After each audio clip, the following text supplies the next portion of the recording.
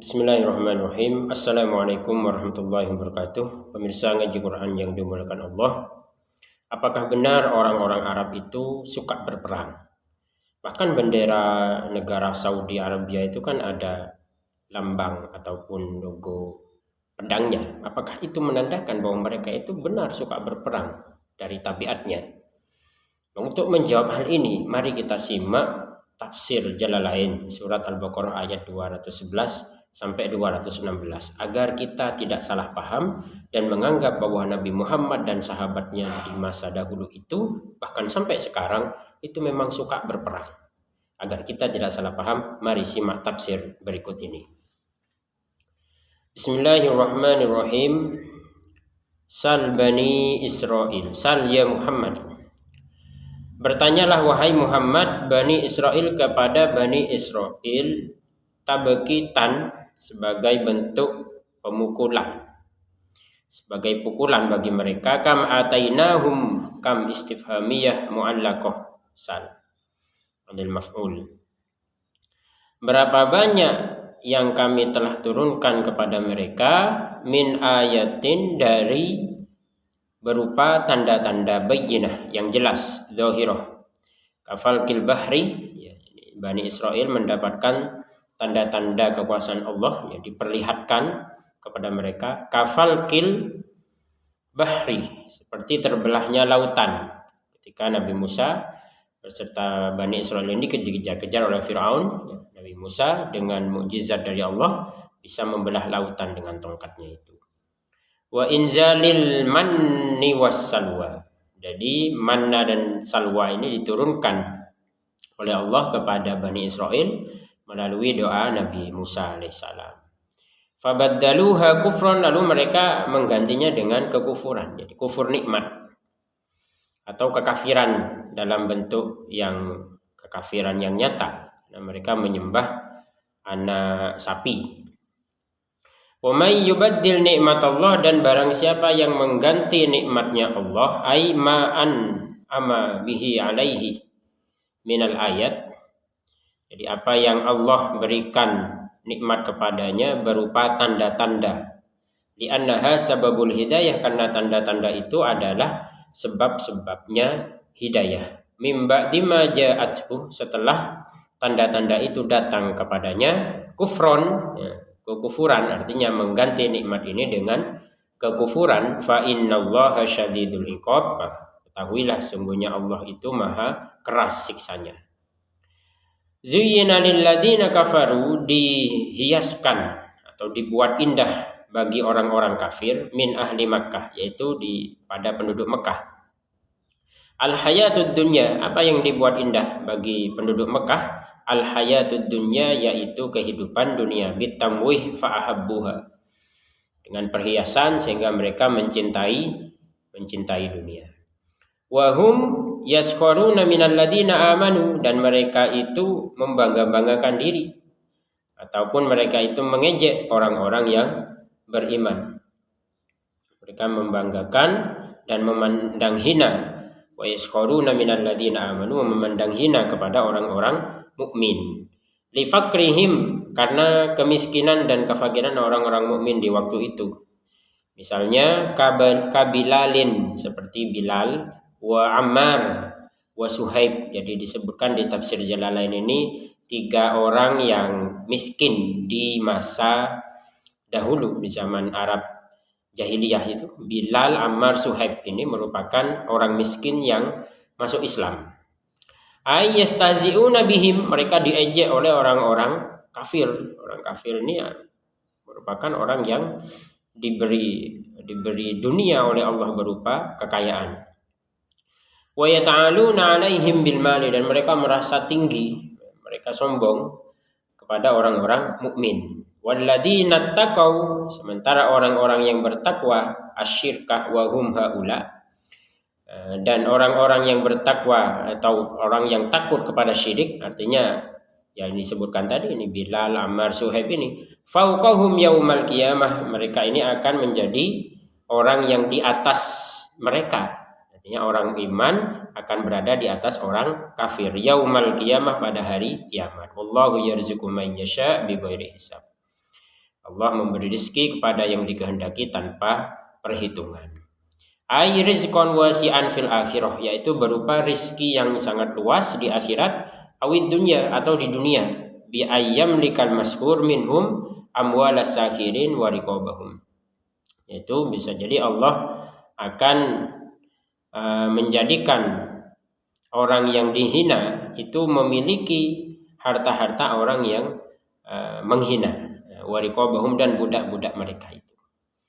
Jadi Allah yang berkehendak. Kana nasu ummatan wahidah. Manusia itu adalah umat yang satu, alal iman, atas keimanan. Fakhtalafu, lalu mereka berselisih. Jadi bertikai, berbeda pendapat lah, berpecah belah. Bi an amana ba'dun wa kafara ba'dun. Jadi di awalnya manusia itu beriman semua di zaman Nabi Adam. Fakhtalafu, lalu setelah zaman keimanan itu ada zaman ikhtilaf. Nah, ikhtilaf dalam arti keimanan dan kekafiran. Muncul di situ dua kelompok. Pertama satu kelompok, yaitu kelompok iman. Jadi manusia beriman semuanya. Lalu setelah itu datang masa di mana manusia mempunyai dua kelompok. Yang satu aman, yang kedua kafar. Yang beriman dan yang kafir. Faba'atsallahu nabiyyin, maka Allah mengutus para nabi ilaihim kepada mereka, mubasyirin, memberi kabar gembira, man amana bil jannah, bagi yang beriman, bil jannah, yaitu dengan surga. Rasul datang memberi penjelasan, yang beriman masuk surga. Wa mundirin, dan memberi peringatan, man kafara binnar, memberi peringatan barang siapa yang kafir masuk neraka. Wa anzala ma'ahumul kitab, dan Allah menurunkan bersama mereka itu kitab, bimakna al-kutub, yaitu kitab-kitab, bil haqqi, dengan kebenaran, mu'allakun bi inzal, yang dikaitkan dengan kata bi anzalah, mu'allakun yang dikaitkan dengan kata anzalah.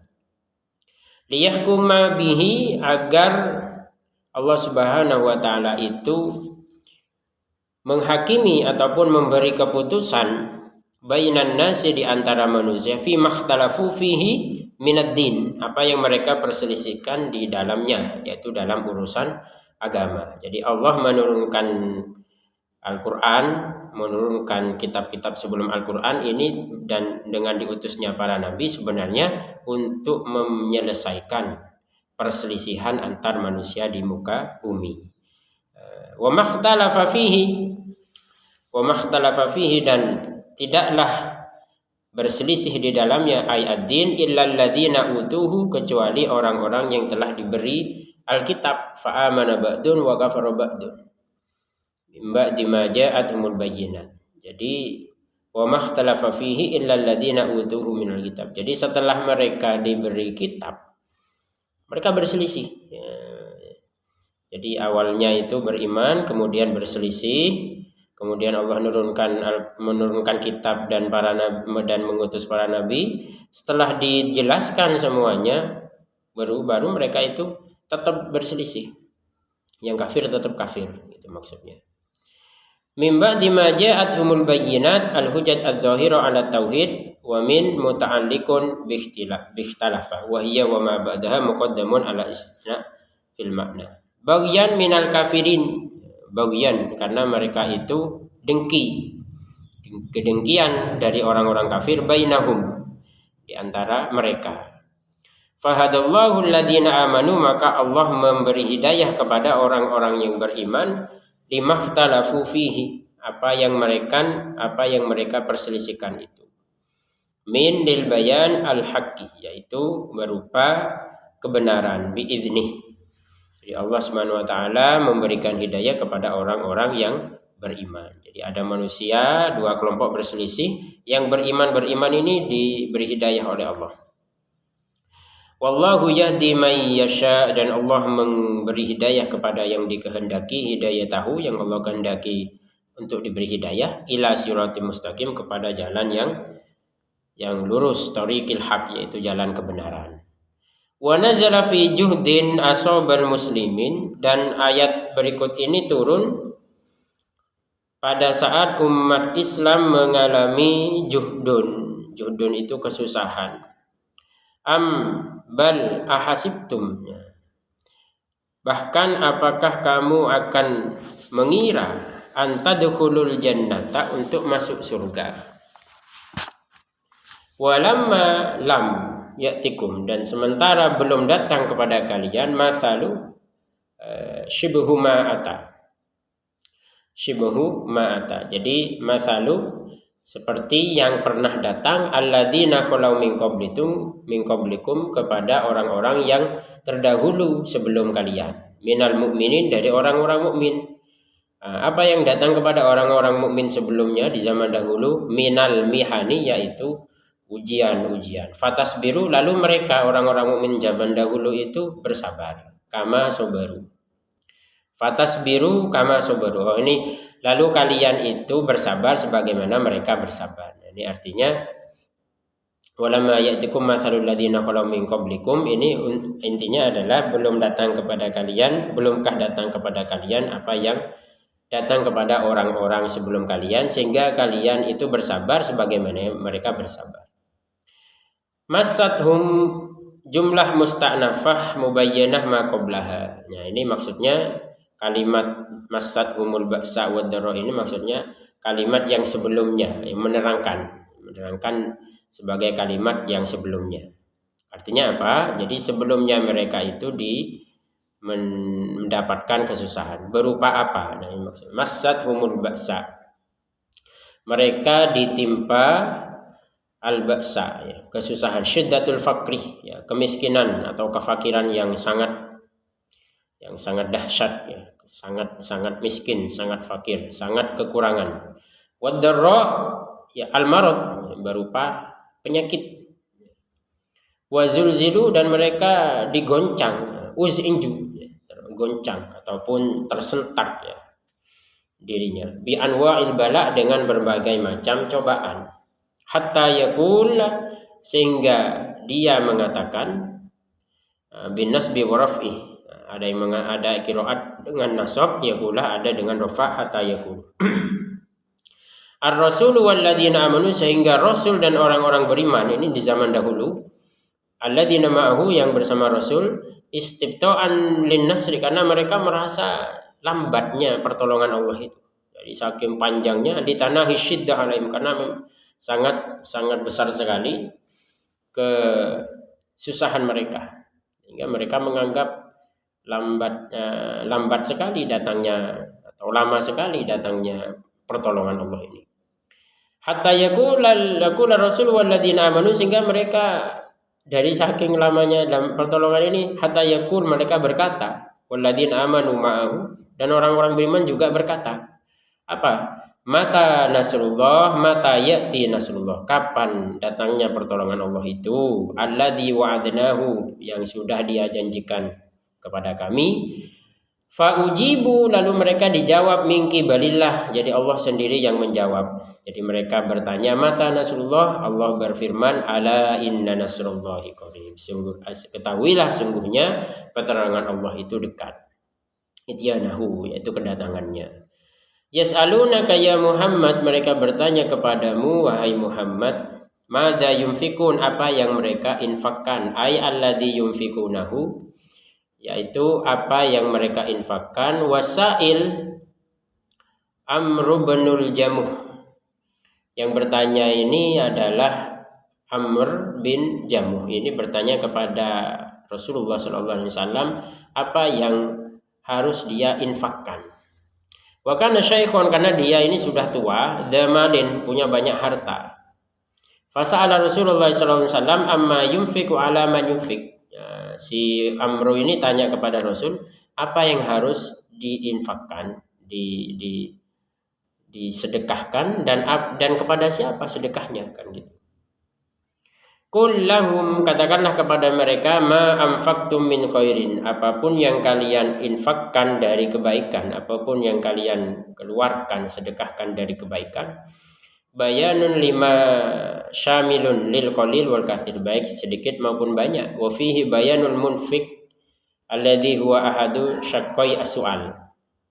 Ini munfak. Ini munfak adalah bayanul munfak, terkait dengan apa yang dinafkahkan, apa yang diinfakkan. Jadi materinya itu apa yang akan dikeluarkan.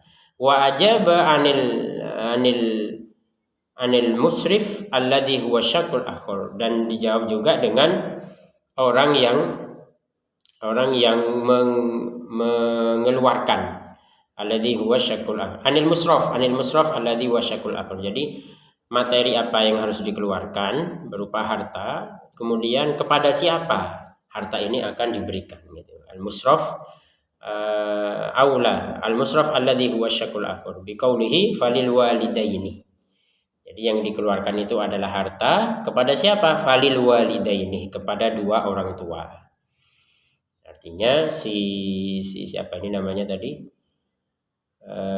Amr ini diberi perintah oleh Rasul karena dia bertanya apa yang harus diinfakkan dan kepada siapa, maka dijawab melalui firman Allah falil walidaini, kepada dua orang tua. Jadi sedekah yang paling utama ketika kita memiliki harta adalah kepada kedua orang tua.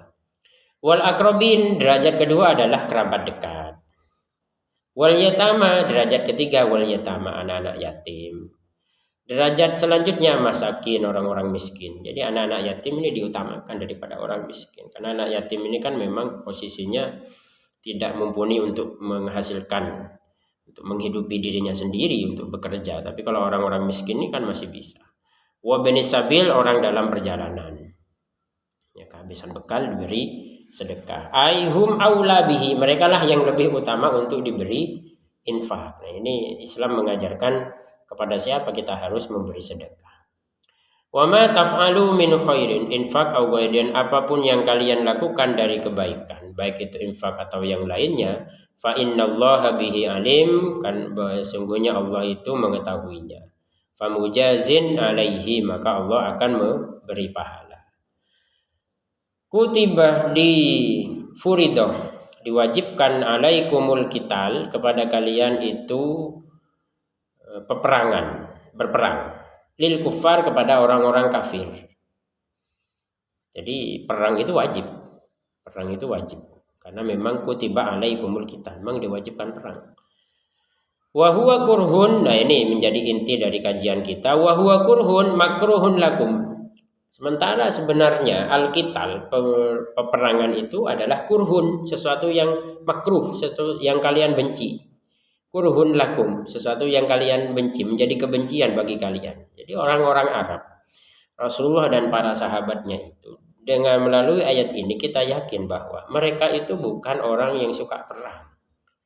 Ya, kurhun lakum, ya sesuatu yang mereka benci, perang itu. Artinya mereka hidup damai sebenarnya di waktu itu. Lakum tabaqon li masyaqqatihi, karena itu akan memberatkan perang itu. Wa asa an takrahu syai'an, dan bisa jadi kamu membenci sesuatu wa huwa khairul lakum, padahal itu lebih baik bagi kalian. Wa asa an tuhibbu syai'an, dan bisa jadi kalian mencintai sesuatu wa huwa syarrul lakum, sementara itu lebih buruk daripada bagi kalian. Limailin nafas ila syahwat, karena condongnya nafsu kepada syahwat. Al mujibah lihalakiha, yang pasti akan menjurus kepada kehancuran. Wa nufuriha anit taklifat al mujibah, dan karena memang nafsu ini akan lari dari beban-beban kewajiban li sa'adatiha, yang akan membuat dia itu bahagia. Jadi nafsu itu lebih cenderung kepada sesuatu syahwat yang menjurus kepada kehancuran, dan nafsu akan lari dari sesuatu ya yang menjadi beban, padahal beban inilah yang membuat dia itu menjadi kebahagiaannya. Fala'alla lakum fil qital wa in karihtumuhu khairon, dan bisa jadi ataupun bisa dikatakan bisa jadi di dalam al-qital, di dalam peperangan itu, wa in karihtumuhu, meskipun kalian membencinya. Jadi orang-orang Arab, Rasulullah dan para sahabat membencinya, khairon, bisa jadi itu lebih baik. Li'anna fihi imma dhafaru wal ghanimatu aw syahada wal ajr. Karena kalau berperang itu ya ada dua kemungkinan. Awalan adzafaru, kemenangan. Wal ghanimah, mendapatkan harta rampasan perang. Awis syahadah. Jadi opsi yang kedua asyahadah, mati syahid. Wal ajr, mendapatkan pahala. Wa fi tarkihi, tapi kalau meninggalkan perang, wa in ahbabtumuhu, walaupun kalian wahai orang-orang Arab mencintainya. Jadi, kalaupun kalian itu meninggalkan perang, jadi gak mau perang. Syarron, di situ ada jadi kalau meninggalkan perang walaupun kalian mencintainya, di situ bisa jadi ada lebih buruk, li'anna fihi adzullah. Di situ ada kehinaan, wal faqr, kemiskinan, wa hirmanil ajr, dan tidak mendapatkan pahala. Wallahu ya'lamu ma huwa khairul lakum, dan Allah mengetahui apa yang lebih baik dari kalian. Wa antum la ta'lamun, dan sementara kalian tidak mengetahui. Dzalika fabadiru ila ma ya'murukum bihi, maka bersegeralah untuk melakukan apa yang diperintahkan kepada kalian, yaitu berperang.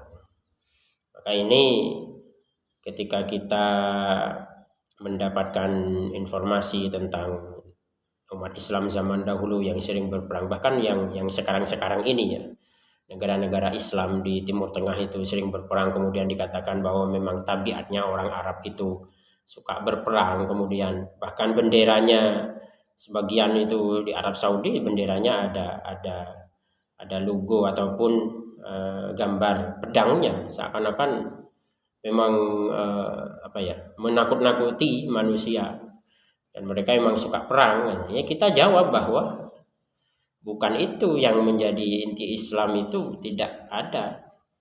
Orang-orang Arab dikatakan suka perang. Di sini Rasulullah dan para sahabat, ya kalau yang sekarang memang suka perang, yaitu bukan dari kebiasaan zaman dahulu. Ya, ini berarti memang tidak kesesuaiannya mereka dengan Al-Quran. Kalau kembali kepada Al-Quran, dikatakan bahwa para sahabat Rasulullah SAW itu tidak suka perang. Nah, kenapa mereka berperang? Ya karena diperintah. Ya, kutiba alaikumul qital. Semoga ini menjadi pencerahan bagi kita semua bahwa Islam datang sebagai rahmat kasih sayang kepada seluruh alam. Disebarkan dengan kasih sayang, bukan disebarkan dengan peperangan, pemaksaan, intimidasi, dominasi, dan seterusnya. Demikian, semoga bermanfaat. Usikum minafsi bitaqullah. Assalamualaikum warahmatullahi wabarakatuh.